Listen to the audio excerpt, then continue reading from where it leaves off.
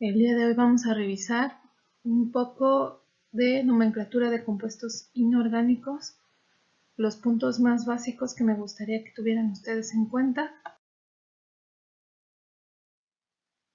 Para empezar, pues recordar que los químicos no nos vamos a estar aprendiendo los nombres de todos los compuestos, sino que ya está establecido cómo deben de nombrarse todos estos compuestos.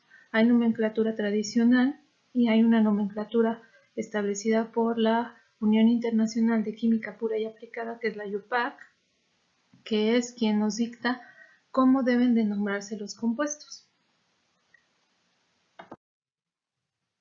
Los compuestos inorgánicos, como ya hemos ido revisando en otras lecturas, son sustancias químicas puras que están compuestas de dos o más elementos en una proporción que está definida y que están unidas por enlaces químicos que también ya revisamos en lecturas anteriores.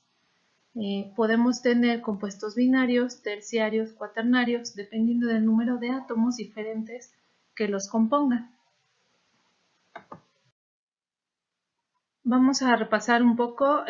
Recuerden que cada uno de los elementos puede perder o ganar electrones y esto va a definir su valencia o su número de oxidación y es lo que nos va a indicar cómo se van a combinar o en qué proporciones se van a combinar unos elementos con los otros. Recuerden siempre que los elementos metálicos de las primeras familias A en la parte izquierda de la tabla periódica suelen perder electrones con facilidad, por lo tanto van a adquirir una valencia positiva. En cambio, los elementos que están en el lado contrario de la tabla periódica, los no metales, van a tender a adquirir estos electrones extras, lo cual les va a dar una carga electrónica negativa. Entonces, recordar siempre que cuando pierden electrones quedan con una carga positiva y cuando ganan electrones van a tener una carga negativa. Cuando un elemento o un átomo pierde o gana electrones, se va a convertir en un ion. Un compuesto tiene una carga eléctrica neutra, por lo tanto no es un ion. Cuando los elementos pierden electrones, se llaman cationes. Cuando ganan electrones, se llaman aniones. Y entonces tenemos diferentes tipos de aniones y diferentes tipos de cationes. Hay listas en las que podemos revisarlos y tenerlos a la mano para facilitar la nomenclatura. Cada vez que nosotros queramos escribir una fórmula química, tenemos que acordarnos que primero, por convención, escribimos el elemento que tenga la carga positiva y después el elemento que tenga la carga negativa. Los escribimos juntos, los dos elementos, y recuerden también que la valencia o el número de oxidación que tienen, por ejemplo el calcio que es 2 más y el oxígeno que es 2 menos, vamos a escribir las cruzadas. Este 2 va aquí y este 2 va por acá. Para simplificar la escritura de este compuesto, si podemos o tenemos la facilidad de dividirlo entre 2, vamos a quitar estos dos números para que quede así. Acuérdense que si nada más tenemos 1, el 1 no lo escribimos. ¿Qué pasa cuando tenemos este tipo de compuestos? Fíjense que tiene paréntesis. Este paréntesis indica que este anión, todo esto tiene carga 2 menos, todo esto. Cuando se combine con un catión que tiene carga positiva, en este caso el hierro, el 2 más va a afectar a todo lo que está aquí adentro de este paréntesis. Por eso se pone el 2 chiquito de este lado afuera del paréntesis, indicando que hay 2 de todo esto que está aquí adentro, que en este caso es un carbonato. Si cruzamos nosotros las valencias, como en el caso de arriba, nos va a quedar así, 2 y 2, y esto como lo podemos dividir entre 2, nos va a quedar así la fórmula. Los primeros compuestos que vamos a revisar son las sales. Las sales son compuestos que se forman con enlaces iónicos y que pueden tener 2 o 3 elementos diferentes. Las sales se van a formar por la combinación de un ácido con una base o con un hidróxido y nos van a dar sal y agua. Siempre el resultado de este tipo de reacciones va a ser una sal y agua, siempre. ¿Cómo le hacemos para nombrar este tipo de sales? Que nada más tienen dos elementos, por lo tanto se les llama sales binarias. La terminación va a ser uro. ¿A dónde le vamos a poner el uro? A el nombre del elemento que tiene carga negativa, que queda en la parte derecha de la fórmula. En este caso sería cloruro de, y tenemos que indicar el metal que está formando la sal, cloruro de sodio. Podemos tener carburos, siliciuros, nitruros, fosfuros, etc. Podemos tener todo este tipo de variantes dependiendo de qué familia se encuentre formando el anión de esta sal. En la lectura les presento algunas de las propiedades de estas sales binarias y aquí lo importante que tenemos que notar es cómo se escribe. En este caso, fíjense en el nombre de este compuesto.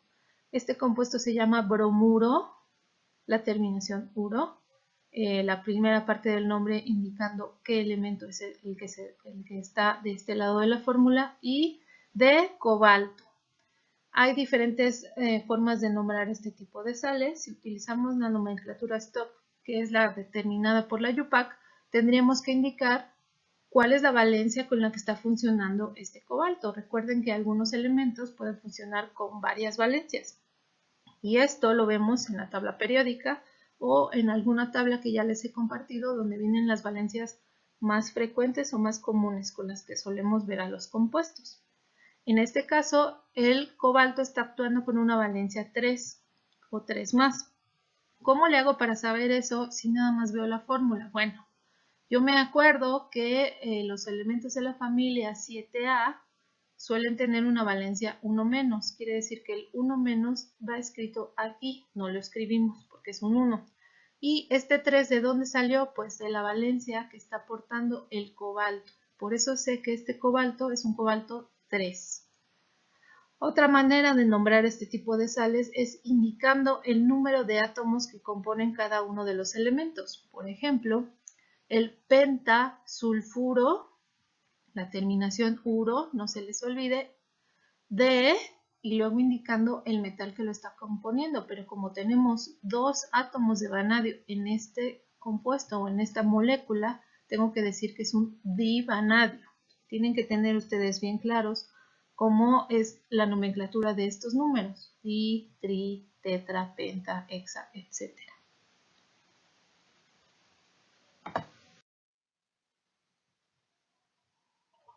Vamos entonces ahora a revisar los compuestos que se forman con el hidrógeno. El hidrógeno, cuando se combina con los metales, actúa con una valencia negativa porque es más electronegativo que el resto de los metales. Recuerden que el hidrógeno está ubicado en la familia 1A, pero no comparte completamente las características del resto de los elementos que la conforman. En este caso, cuando se combinan los hidrógeno con los metales, el hidrógeno va a tender a ganar los electrones por ser más electronegativo y jalarlos más hacia su núcleo. Por lo tanto, va a actuar con una valencia negativa porque va a jalar los electrones. Entonces, en estos casos, el hidrógeno lo vamos a escribir del lado derecho de la fórmula. Es solo en este tipo de casos en los que vamos a ver el hidrógeno de este lado. Normalmente el hidrógeno, cuando se combina con otros elementos, lo vamos a ver actuando con una valencia 1 más. Estas son las excepciones, los hidruros. ¿Cómo se nombran los hidruros? Pues simplemente vamos a decir que es un hidruro de, y vamos a indicar el metal con el cual se está combinando. Para escribir las fórmulas tenemos que fijarnos en las valencias. Por ejemplo, el calcio, que es de la familia 2A, suele tener una valencia más 2, lo vamos a escribir así. El 2 lo vamos a poner de este lado del hidrógeno y el 1 del hidrógeno lo pondríamos acá junto al calcio. El 1 no se escribe, entonces nos quedaría un hidruro de calcio. ¿Cómo sé si va a formar un hidruro u otro tipo de compuesto? Pues me voy a fijar si se está combinando con un metal o con un no metal. Ese sería el caso de los hidrácidos. Cuando juntamos al hidrógeno con un no metal, por ejemplo el cloro, lo que vamos a obtener es un hidrácido. Normalmente los ácidos los vamos a distinguir porque contienen hidrógeno en su fórmula. y el hidrógeno está actuando aquí con valencia 1 más. Aquí vemos cómo se cruzan las valencias, el 1 va aquí, el 1 va acá y va a quedar simplemente escrito de esta manera. Para nombrar este tipo de compuestos, la nomenclatura tradicional nos dice que hay que decir que es un ácido y la terminación hídrico. Entonces podemos tener ácido clorhídrico, ácido selenhídrico, ácido sulfhídrico y demás. La terminación es hídrico con H, por favor, no se les olvide. La otra manera de nombrarlos es utilizando la nomenclatura stock, en donde diríamos que es un cloruro de hidrógeno. Si se fijan, se está respetando como si fuera una sal, con la terminación uro, de y mencionar el no metal. Que en este caso solamente se trata del hidrógeno. Ya vimos entonces qué pasa cuando el hidrógeno se combina con metales y qué pasa cuando se combina con no metales. Pero también acuérdense que tenemos en nuestra tabla periódica algunos elementos que se encuentran en la transición entre los metales y no metales y que contienen varios semimetales. Este tipo de compuestos tienen nombres especiales. Por ejemplo, el NH3, que es el amoníaco, el CH4, que es el metano, el BH3, que es el borano. ¿Cómo sé con qué valencia está actuando cada uno de los elementos que tienen la carga positiva? Pues lo voy a ver en el subíndice que tiene aquí el hidrógeno. Yo aquí sé en el amoníaco que el nitrógeno está actuando con una valencia de 3.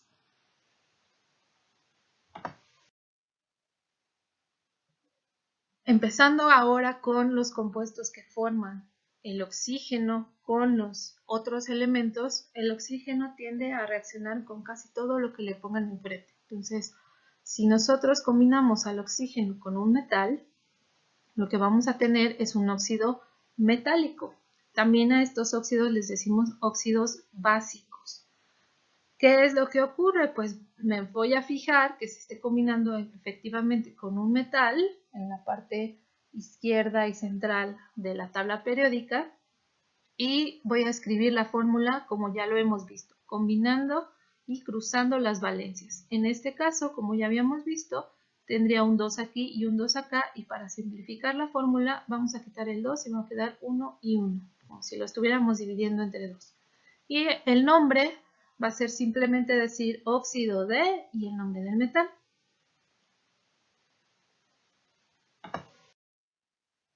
Aquí vemos algunos otros ejemplos. Tenemos el óxido de sodio.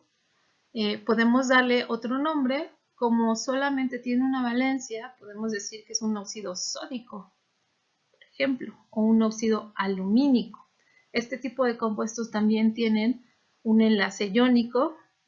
Uno de los dos elementos está jalando los electrones más hacia su núcleo, que en este caso sería el oxígeno.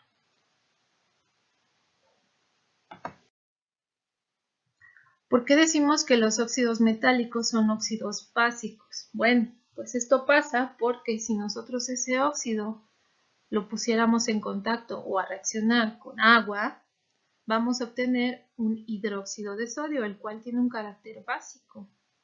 En clases posteriores vamos a ver a qué nos referimos con carácter básico o carácter ácido. Y si nosotros así hiciéramos reaccionar este óxido de sodio con un ácido, obtendríamos una sal y agua, como ya habíamos visto la reacción de neutralización. Y en este caso la sal que se obtendría sería cloruro de sodio. Podemos ver aquí la representación del óxido de sodio. Aquí el sodio está con una carga parcial o con una carga momentánea positiva. Son estos dos y este es el oxígeno. Y este es el agua.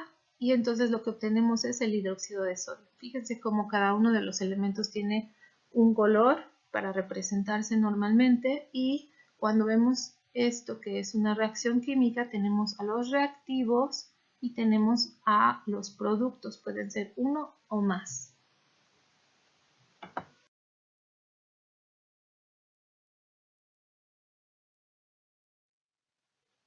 Hablando ya sobre los hidróxidos, rápidamente, lo que vemos es que se forman por la reacción de los óxidos metálicos con agua y lo que obtenemos es un hidróxido. En la fórmula de los hidróxidos tenemos a un metal del cual haya surgido el óxido, oxígeno, hidrógeno.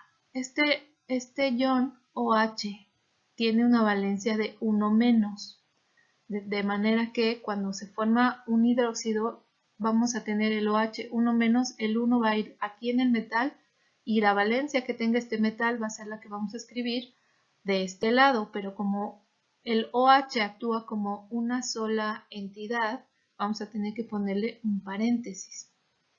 Es el caso del compuesto que tenemos aquí abajo.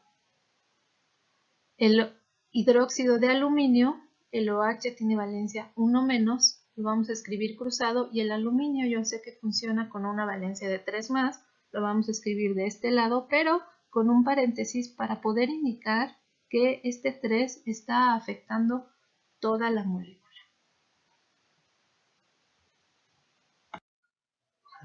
Pues eso sería todo por este video.